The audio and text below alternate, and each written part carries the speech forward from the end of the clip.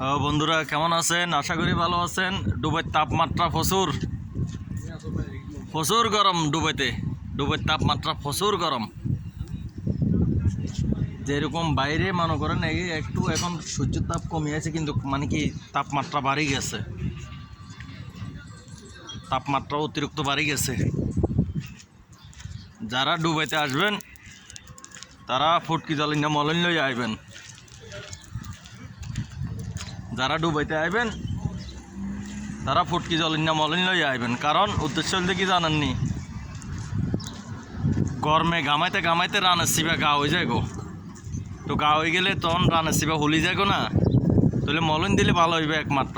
এই কারণে কইতেছি যারা দুবাইতে আইবেন তারা হুন জলিনা মলিন লই আইবেন, কারণ দুবাইতে তাপমাত্রা বাড়ি গেছে।